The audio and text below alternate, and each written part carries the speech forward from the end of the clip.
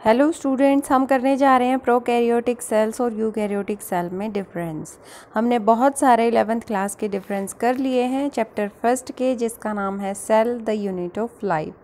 इसमें ज्ञान की कोई बातें नहीं करेंगे, इसमें सिर्फ डिफरेंस करेंगे।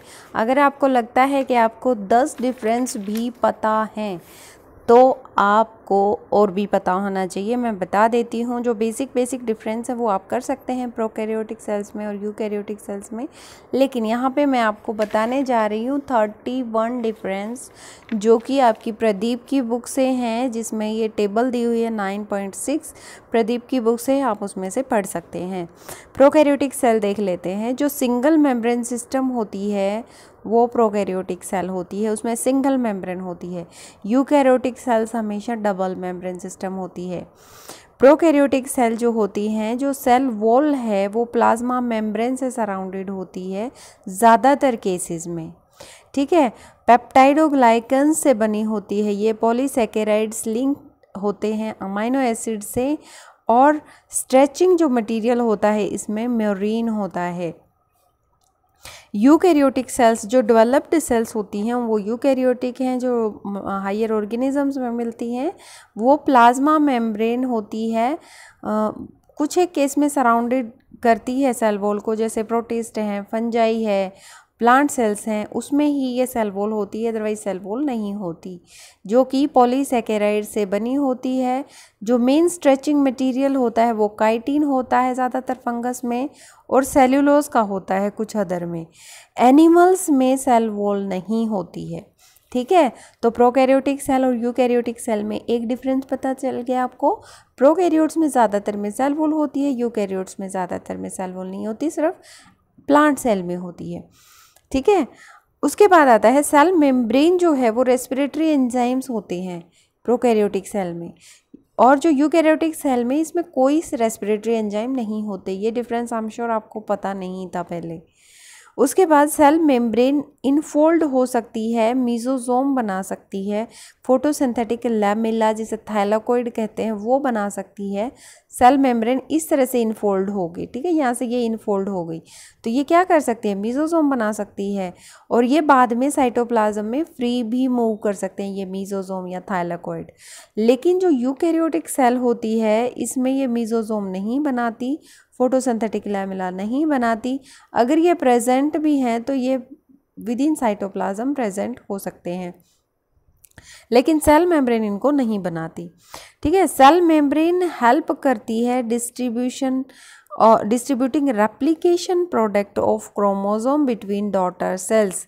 जो प्रोकैरियोटिक सेल था इसमें क्या था, जितना भी जेनेटिक मटेरियल था वो न्यूक्लियस के अंदर था, और न्यूक्लियस क्या था, एनक्लोज्ड नहीं था। इसका मतलब न्यूक्लियस एनक्लोज्ड नहीं है तो वो कहाँ है, वो साइटोप्लाज्म में है। जितना भी आपका जेनेटिक मटेरियल है तो वो सेल मेम्ब्रेन उस जेनेटिक मटेरियल को डिस्ट्रीब्यूट करेगी। जैसे सपोज ये सेल है, ठीक है, इससे 2 डॉटर सेल बन रही हैं। ये कैसे बनी है, ये डॉटर सेल इस सेल में ग्रुप बनना शुरू हो गई, तो जो जेनेटिक मटेरियल था वो 2 में डिवाइड हो गया इस ग्रुप की वजह से। ये ग्रुप क्यों बना, क्योंकि मेम्ब्रेन ने बनाया है भाई, ठीक है। तो सेल मेम्ब्रेन हेल्प करती है डिस्ट्रीब्यूशन में। रेप्लिकेटिंग प्रोडक्ट है, रेप्लिकेशन जो होती है उसके जो प्रोडक्ट हैं क्रोमोसोम हैं, जो 2 डॉटर सेल में मेम्ब्रेन की वजह से होते हैं इन शॉर्ट, ठीक है। मेम्ब्रेन का इस यूकैरियोटिक सेल में कोई रोल नहीं होता। डॉटर सेल्स में जो जाता है क्रोमोसोम वो सेल मेम्ब्रेन की वजह से नहीं जाता, ठीक है। अब है साइटोप्लाज्म है, उसमें बहुत सारे ऑर्गेनल्स नहीं होते। एंडोप्लाज्मिक रेटिकुलम नहीं होता, माइटोकॉन्ड्रिया नहीं होता, गोल्जी बॉडी नहीं होती, सेंट्रोसोम नहीं होता, माइक्रोफिलामेंट नहीं होता, माइक्रोट्यूबुल नहीं होता, इंटरमीडिएट फाइबर नहीं होता, माइक्रोबॉडीज नहीं होती, बस राइबोसोम ज़रूर होता है, ठीक है। लेकिन जो यूकैरियोटिक सेल है उसमें ये सारे प्रेजेंट होते हैं। 6th वाला पॉइंट आप देख सकते हैं, ये सारे प्रेजेंट होते हैं। और जो सैप वैक्यूल होता है वो प्रोकैरियोटिक सेल में नहीं होता, अगर होता भी है तो गैस वैक्यूल होता है। लेकिन जो सैप वैक्यूल है वो यूकैरियोटिक सेल में, डेवलप्ड सेल में वेल कॉमन होता है। अब प्रोकैरियोट की बात करते हैं। प्रोकैरियोट में जो राइबोसोम होता है वो 70S टाइप होता है और यूकैरियोट में राइबोसोम 80S टाइप होता है। जो 70S राइबोसोम होता है वो फ्री होता है साइटोप्लाज्म में और सेल मेम्ब्रेन से भी ज्वाइन कर सकता है, लेकिन जो राइबोसोम यूकैरियोट्स का होता है वो फ्री भी हो सकता है और वो अगर बाउंड होगा तो एंडोप्लाज्मिक रेटिकुलम में होगा। तो आपको यहाँ से भी पता चल रहा है कि इसमें एंडोप्लाज्मिक रेटिकुलम होता है, इस तरह से बाउंड करेगा क्योंकि साइटोप्लाज्म लैक करता है, इनकी कमी होती है इन ऑर्गेनल्स की प्रोकैरियोटिक सेल में।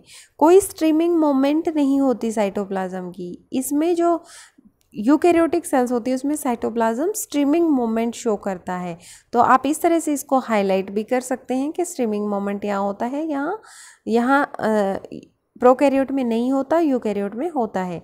एंडोसाइटोसिस और एक्सोसाइटोसिस भी नहीं होते और एंडोसाइटोसिस और एक्सोसाइटोसिस प्रोटिस्ट में और कुछ एक एनिमल सेल्स में होते हैं यूकैरियोट के केस में। जो सेल साइकिल होती है प्रोकैरियोट्स की वो 20 to 60 मिनट्स में कंप्लीट हो जाती है और जो यूकैरियोट की साइकिल है वो 24 आवर्स तक कंप्लीट होती है। 12 आवर्स मिनिमम और 24 आवर्स मैक्सिमम लगते हैं उसको कंप्लीट होने में सेल साइकिल को। माइटोटिक स्पिंडल नहीं बनते हैं सेल डिवीज़न के टाइम में और यूकैरियोट्स में स्पिंडल फॉर्मेशन होती है। अब तक हमने जितने 12 पढ़े हैं ये हमने देखा है कि ज़्यादातर जो चीज़ें होती हैं वो यूकैरियोट्स में होती हैं। ठीक है, कोई भी यहाँ पे क्रिया नहीं होती, मियोसिस नहीं होती, गैमेट फॉर्मेशन नहीं होता, ट्रू फर्टिलाइजेशन नहीं होता और यूकैरियोट्स में ये सारी चीज़ें होती हैं। प्रोकैरियोट सेल हैप्लॉइड होती हैं, यूकैरियोट्स सेल टिपिकली हैप्लॉइड होती हैं, टिपिकली डिप्लॉइड होती हैं पर हैप्लॉइड भी होती हैं। ठीक है, उसके बाद आता है कि जो ट्रांसक्रिप्शन और ट्रांसलेशन है वो कहाँ होता है, साइटोप्लाज्म में। बहुत आसान है क्योंकि जेनेटिक मटेरियल ही हमारा प्रोकैरियोट्स में साइटोप्लाज्म में प्रेजेंट होता है। इसमें जो ट्रांसक्रिप्शन ट्रांसलेशन है वो न्यूक्लियस और साइटोप्लाज्म में रेस्पेक्टिवली होता है। मतलब ट्रांसक्रिप्शन आपका न्यूक्लियस में होगा और ट्रांसलेशन आपका साइटोप्लाज्म में होगा, क्योंकि जो न्यूक्लियस होता है वो मेम्ब्रेन से बाउंड होता है और उसी में जेनेटिक मटेरियल होता है। ठीक है, mRNA की कोई प्रोसेसिंग नहीं होती प्रोकैरियोट्स में। यहाँ पे mRNA की प्रोसेसिंग होती है, जैसे एक्सोन और इंट्रोन जो पार्ट होते हैं वो अलग हो जाते हैं और जो इंट्रोन होता है वो निकल जाता है, एक्सोन ज्वाइन करके साइटोप्लाज्म में चले जाते हैं। जो प्रोटीन सिंथेसिस होता है वो साइटोप्लाज्म में ही होता है ना, क्योंकि इसमें राइबोसोम तो प्रेजेंट है ही। और जो इसमें प्रोटीन सिंथेसिस होता है वो साइटोप्लाज्म में होता है, माइटोकॉन्ड्रिया में भी होता है अलग से और प्लास्टिड में भी होता है, जैसे क्लोरोप्लास्ट में होता है। ठीक है, तो जो हमारी यूकैरियोटिक सेल में प्रोटीन सिंथेसिस होता है वो साइटोप्लाज्म में, माइटोकॉन्ड्रिया और प्लास्टिड तीनों में होता है। न्यूक्लियर मटेरियल है वो जो न्यूक्लियर एनवलप में एनक्लोज नहीं होता, वो डायरेक्टली साइटोप्लाज्म में होता है, जिसे कि न्यूक्लियोइड बोलते हैं।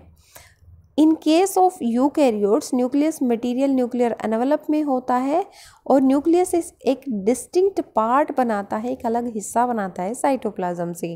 न्यूक्लियोइड के पास सिंगल प्रोक्रोमोसोम्स होते हैं और जो यूकैरियोटिक सेल होती हैं उसमें जो न्यूक्लियस होता है ये 2 या 2 से ज़्यादा क्रोमोसोम उसके पास होते हैं।